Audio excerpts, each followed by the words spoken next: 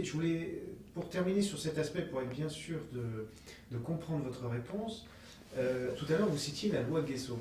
Oui. Finalement, la loi Guesso interdit une pensée fausse.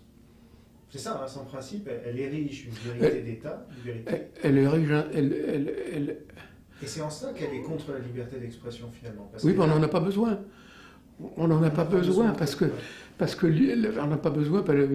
L'hitlérisme est condamné comme par tous les démocrates, comme de Foncinq est condamné par tous les arithméticiens et au-delà, par tous ceux qui utilisent l'arithmétique. Donc on n'en a pas besoin. Et l'introduire, c'est d'une part, effectivement, briser sur le plan des principes la liberté d'expression, et deuxièmement, comme je disais aussi, introduire un coût économique fabuleux dans la mise en œuvre et l'application de cette loi.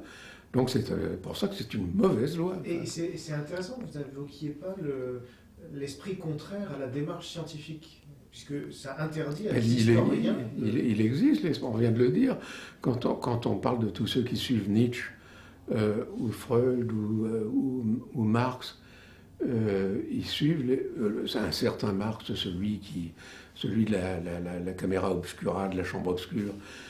Ben, tous ces gens-là vous disent qu'il est légitime de ne pas croire à l'observation, qu'il est légitime de dire que le vrai n'existe pas. Donc, alors là, c'est des gens qui sortent de l'esprit scientifique. Et il y a des gens qui les suivent. Voilà, ben ça, c'est une réalité. Moi, je dis qu'il faut les laisser parler, mais je ne dis pas qu'il ne faut pas les tuer. Mais il faut... Et puis, dans le long terme, parce que la discussion... scientifique, c'est déjà, on vient de le voir en évoquant le langage des abeilles, ça peut être quelque chose qui s'écarte de l'idéal de la discussion scientifique, a fortiori lorsqu'il s'agit de débats qui ont lieu sur la place publique. Alors on s'écarte encore mieux de l'idéal, mais l'idéal doit toujours être là. L'idéal doit toujours être là. Et l'idéal, je vous dis, vous laissez parler les gens. S'ils disent des conneries, après, ils les disent. Voilà, c'est bien, pour bien comprendre... J'ai bien compris ça.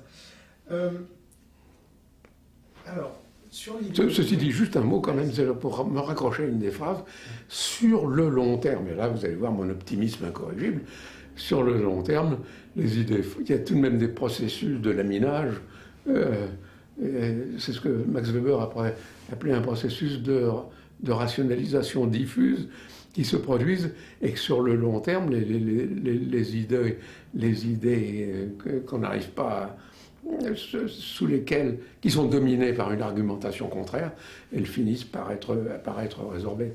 Oui, un intellectuel disait les idéologies fausses plient sous leur propre poids. Oui, mais après un certain temps. Quoi.